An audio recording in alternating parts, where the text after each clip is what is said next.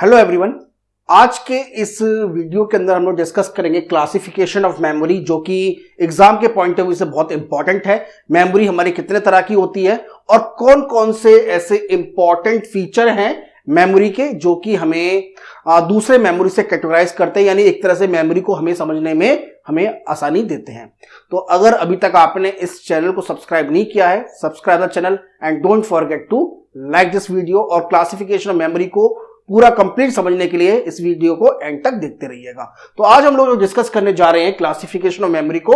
तो मेमोरी का ये जो चार्ट है, तो पहले तो मेमोरी जो हमारी तरह की कितने तरह की होती है जरा उसको देख लेते हैं। तो जनरली हम लोग जो मेमोरी को 4 पार्ट्स में डिवाइड करते हैं: register, cache memory, primary memory, secondary memory. अब रजिस्टर नाम से पता चल रहा है कि ये जो मेमोरी है, पहले तो ये देखें कि जो मेमोरी हमारी है वो कहां कहां पर अवेलेबल होती है। तो पहला जो मेमोरी है रजिस्टर, ये मेमोरी जो है आपकी बहुत स्मॉल मेमोरी होती है और ये जो मेमोरी होती है आपके प्रोसेसर के अंदर अवेलेबल होती है। देन नेक्स्ट आता है कैश मेमोरी। ये जो कैश मेमोरी है ये रजिस्टर मेमोरी से थोड़ा सा बड़ी होती है, यानी इसका अगर देखा जाए साइज जो है एमबी के अंदर होता है, यानी मेगाबाइट्स में होता है। उसके बाद नेक्स्ट बात आती है प्राइमरी मेमोरी की। अब फर्दर हम लोग जो है प्राइमरी को, यानी प्राइमरी मेमोरी को जो है फर्दर डिवाइड कर सकते हैं 2 पार्ट पर। एक है रैम और एक है रोम। रैम देखिए नाम से समझिएगा, मैं इसकी फुल फॉर्म को मैंने कहीं पर लिखा नहीं है, बट फिर भी हम लोग जो है इसको समझने की कोशिश करेंगे कि पहला जो है इसमें है रैम है। तो रैम की जो फुल फॉर्म है वो है रैंडम एक्सेस मेमोरी। नाम से पता चल रहा है रैंडम एक्सेस मेमोरी। मैं एक बार लिख देता हूं फिर मैं इसको इरेज कर दूंगा, क्योंकि मुझे थोड़ा स्पेस चाहिए इन पॉइंट्स को समझाने के लिए, इसलिए मैंने आपके लिए वो लिखा नहीं है।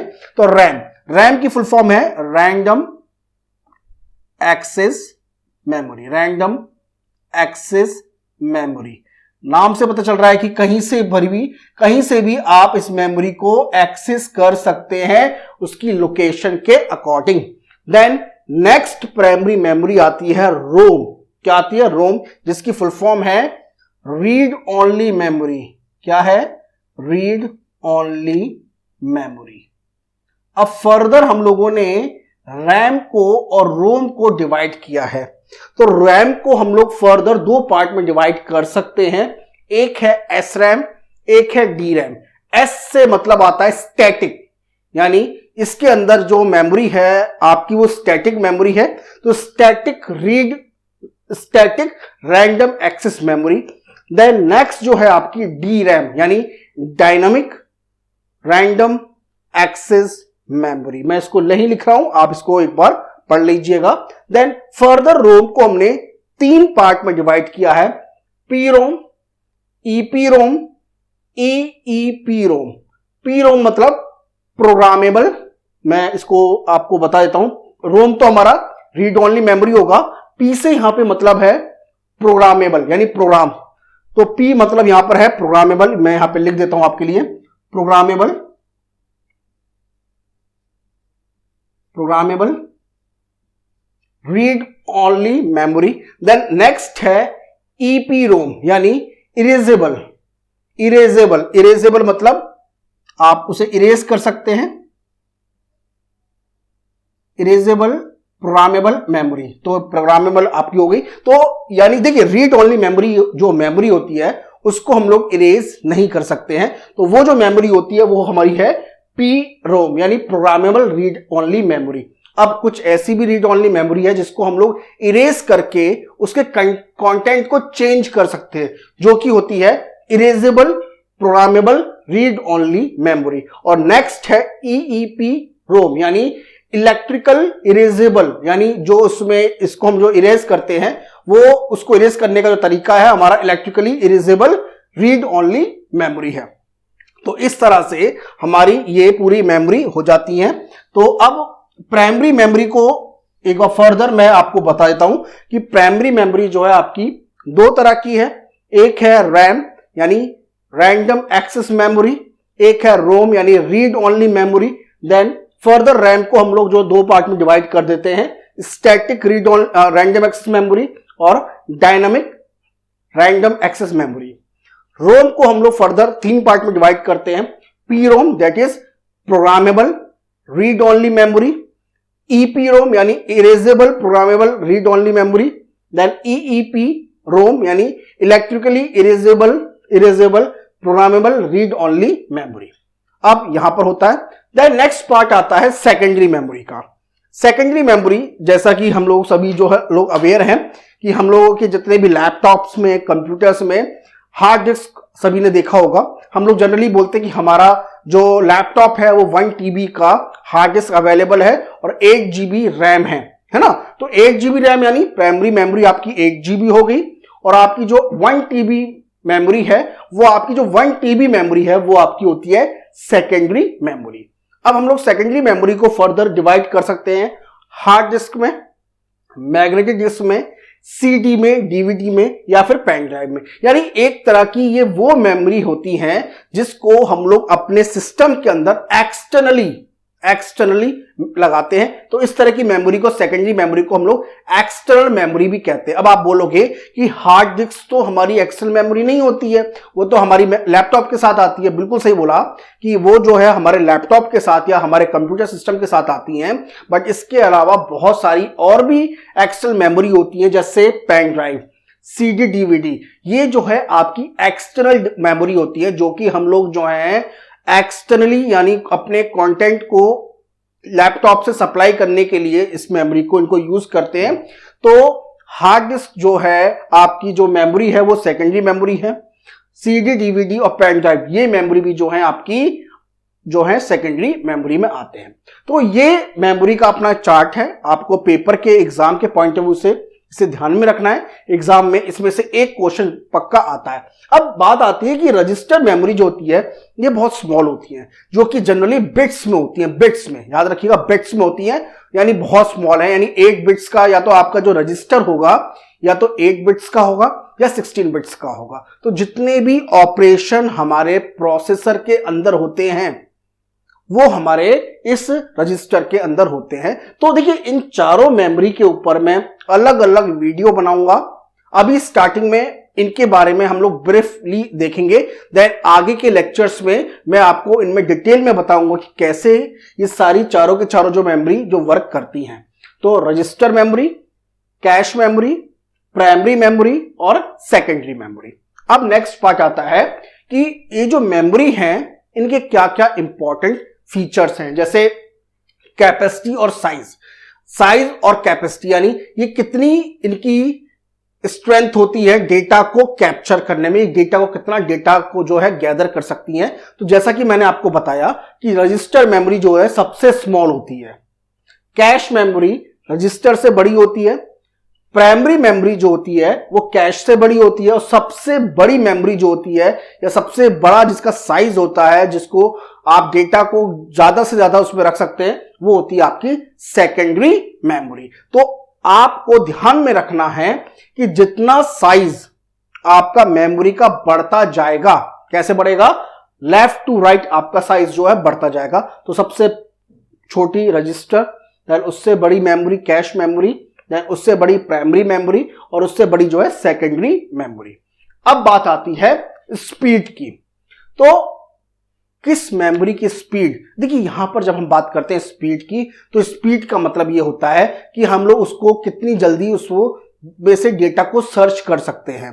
तो जितना साइज जिस मेमोरी का कम होगा उसकी स्पीड जो है उतनी ही ज्यादा होगी। तो जैसा कि मैंने बताया कि रजिस्टर का जो साइज है वो सबसे कम है, यानी वो सबसे कम डेटा जो है गैदर कर सकता है। तो रजिस्टर की जो स्पीड है वो सबसे क्या है, ज्यादा है। इसी तरह से कैश मेमोरी का जो साइज है वो रजिस्टर से कम है, ज्यादा है, बट कैश मेमोरी की जो स्पीड है वो रजिस्टर से कम है, बाकी से ज्यादा है। फिर प्राइमरी मेमोरी की जो स्पीड स्ट्रेंथ है यानी कैपेसिटी है वो बड़ी है, तो इसका जो स्पीड है प्राइमरी की वो रजिस्टर और कैश मेमोरी से कम है, बट सेकेंडरी से ज्यादा है। और सबसे कम स्पीड जो होती है वो आपकी सेकेंडरी मेमोरी की होती है, क्योंकि वहां पे हम लोग जो है ज्यादा से ज्यादा डेटा जो है वो मतलब एक तरह से सेव करते हैं। तो यहां पर सेकेंडरी का साइज जो है वो ज्यादा होता है, इसकी स्पीड कम होती है। अब बात आती है इसकी लोकेशन की कि ये जो मेमोरी है कहां पर अवेलेबल होती हैं। तो जब भी हम लोग जो हैं कोई भी टास्क करते हैं, जैसे आपने लिखा 2 नंबरों को आपको ऐड करना है 2 + 2 जो 4 आता है, बट आपको इसको अगर कंप्यूटर में करना है तो 2 + 2 को स्टोर करने के लिए जहां पर हम लोग जो डेटा को लेकर ये ऑपरेशन जहां पर इंप्लीमेंट करेंगे वो करेंगे हम लोग रजिस्टर के अंदर, है ना। तो लोकेशन में सबसे इंपॉर्टेंट ये है कि जो हमारे कंप्यूटर के एकदम सबसे ज्यादा नजदीक होती है वो जो मेमोरी होती है वो कौन सी होती है, रजिस्टर होती है। तो हमारा प्रोसेसर जो है सबसे पहले हमारे इन रजिस्टर्स को एक तरह से वहां से कैप्चर करना स्टार्ट करता है। अब बात आती है आपकी कैश मेमोरी की लोकेशन।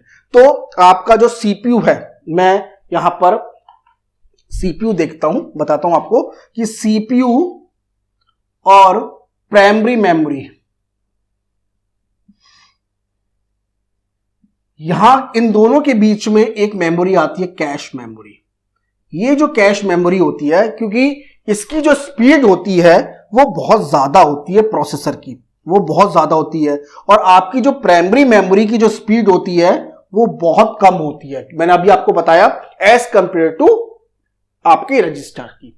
देखो सीपीयू का मतलब यहां पर मैं जब बोल रहा हूं तो मैं मान के चल रहा हूं कि हम लोग जो सीपीयू के अंदर किस तरह की मेमोरी है, रजिस्टर मेमोरी है। अब जिस समय किसी भी तरह के जो वर्ड हैं या ब्लॉक हैं मेमोरी के, वो आपके कहां पर स्टोर है, प्राइमरी मेमोरी में स्टोर है। तो हम लोग जो है उन मेमोरी को, अब जिस समय हम लोग प्राइमरी मेमोरी से डेटा को सीपीयू में लेकर आएंगे, तो जिस समय आपकी प्राइमरी मेमोरी से जो डेटा है, डेटा आपका ब्लॉक के फॉर्म में है, वो जो ब्लॉक के फॉर्म में, ब्लॉक क्या होता है ये मैं आपको बाद में बताऊंगा। डेटा अभी आप लोग मान के चलते हैं डेटा, जिस समय प्राइमरी मेमोरी से डेटा सीपीयू में आ रहा होता है तो उस समय सीपीयू जो है क्या कर रहा होता है, अपना वेट कर रहा होता है। यानी सीपीयू वेट कर रहा है, तो सीपीयू का वेट नहीं होना चाहिए ज्यादा, क्योंकि सीपीयू जो है वो बहुत इंपॉर्टेंट रिसोर्स है, इसका यूज हमें ज्यादा से ज्यादा करना होता है। तो हमने सोचा कि क्यों ना एक ऐसी मेमोरी को रखें जो कि जिसकी स्पीड हमारी प्राइमरी मेमोरी से ज्यादा हो, और हमें डेटा, जो भी डेटा हम लोग प्राइमरी मेमोरी से सीपीयू में भेज रहे हैं उसकी एक कॉपी हम लोग जो कैश मेमोरी में भेज देते हैं। तो अगली बार जब भी सीपीयू को डेटा लेना होगा वो प्राइमरी मेमोरी के पास नहीं जाएगा, वो सीधा कैश मेमोरी के पास जाएगा। और इसकी स्पीड जो होती है कैश मेमोरी की as compare to primary memory वो ज्यादा होती है। अगर कोई डेटा कैश में अवेलेबल नहीं होता है तो हम उस डेटा को ढूंढते हैं प्राइमरी मेमोरी में, और कोई डेटा अगर प्राइमरी में भी नहीं होता तो उसे हम लोग कहां ढूंढते हैं, सेकेंडरी मेमोरी में। तो इस तरह की कंप्लीट जो है इन मेमोरीज की लोकेशंस होती है। तो सीपीयू जितना भी वर्क करता है रजिस्टर में करता है, सबसे पहले वो अपना डेटा कैश में फाइंड आउट करता है। अगर उसको डेटा मिल जाता है तो उसको हम लोग कहते हैं कैश हिट। क्या कहते हैं, कैश हिट, याद रखिएगा कैश हिट। और अगर उसको डेटा नहीं मिलता है तो उसे कहते हैं कैश मिस। इसी तरह से फिर अगर कोई डेटा कैश में नहीं मिलता है तो हम उसको सर्च करते हैं प्राइमरी मेमोरी में, और अगर वो डेटा प्राइमरी मेमोरी में भी अवेलेबल नहीं है तो उसको हम लोग फाइंड आउट करते हैं सेकेंडरी मेमोरी के अंदर। तो ये कंप्लीट जो है आपको मैंने बताया। देन इसके बाद आती है यूनिट ऑफ ट्रांसफर। डेटा जो हम लोग सेंड करते हैं किस में सेंड करते हैं, तो जो सीपीयू में जो भी डेटा होता है वो आपका बिट्स के फॉर्म में होता है, याद रखिएगा बिट्स के फॉर्म में होता है। तो कैश मेमोरी से यानी सीपीयू से कैश में जितना भी डेटा जाता है वो आपका वर्ड के फॉर्म में जाता है, वर्ड मतलब बिट्स के फॉर्म में जाता है, और प्राइमरी मेमोरी से सेकेंडरी मेमोरी में जितना, कैश मेमोरी में जितना भी डेटा जाता है वो आपका ब्लॉक के फॉर्म में जाता है। ये ब्लॉक का मतलब क्या होता है इसको हम लोग आगे पढ़ेंगे। ब्लॉक मतलब होता है, ब्लॉक जो होता है कॉम्बिनेशंस होते हैं डेटास के, तो इसको हम लोग जो है ब्लॉक के फॉर्म में डेटा को सेंड करते हैं प्राइमरी से कैश मेमोरी में। इसी तरह से सेकेंडरी से भी प्राइमरी मेमोरी में जो डेटा जाता है वो ब्लॉक के फॉर्म में जाता है। अब बात आती है एक्सेस मेथड की। तो एक्सेस मेथड में जो इंपॉर्टेंट मेथड है वो है आपका डीएमए यानी डायरेक्ट मेमोरी एक्सेस। एक तो है आपका direct memory access, access method में एक तो है आपका direct memory access, okay.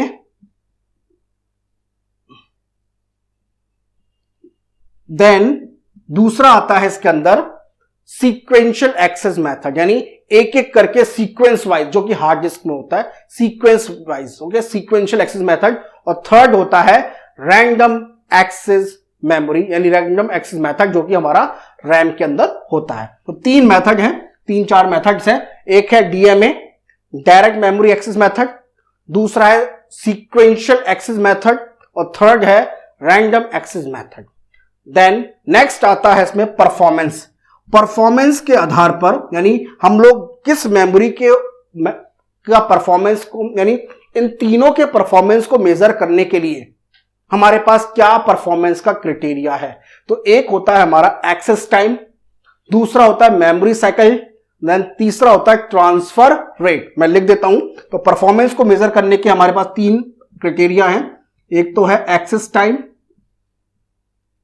Time, then उसके बाद है memory access method, memory cycle, और थर्ड आता है हमारा मेमोरी साइकिल के बाद हमारा ट्रांसफर रेट। तो ये किसी भी मेमोरी को अगर हमें परफॉर्मेंस को चेक करना है तो उसका एक्सेस टाइम कितना है, उसकी मेमोरी साइकिल टाइम कितना है, उसका ट्रांसफर रेट कितना है, इन तीनों को मेजर हमें करना होता है और इन तीनों को मेजर करके हम लोग उनके परफॉर्मेंस को मेजर कर सकते हैं। तो ये कुछ ऐसे इंपॉर्टेंट फीचर्स हैं आपके मेमोरी के जो कि आपको ध्यान में रखना है। और इसके अलावा आपके क्लासिफिकेशन ऑफ मेमोरी के अंदर आपके मेमोरी का पूरा कंप्लीट चार्ट है। तो आई होप स्टूडेंट्स आपको ये लेक्चर समझ में आया होगा, पसंद आया होगा। तो अगर अभी तक आपने इस चैनल को सब्सक्राइब नहीं किया है, subscribe the channel and don't forget to like this lecture. अगर आपको लेक्चर बहुत अच्छा लगा है तो लाइक करना मत भूलिएगा, क्योंकि आपके लाइक से हमें काफी मोटिवेशन मिलता है कि हम और भी अच्छे लेक्चर जो हैं आपके साथ लेके आ सके। अब हम आपके साथ एक और इंपॉर्टेंट टॉपिक पर मिलते हैं नेक्स्ट लेक्चर में। Thank you.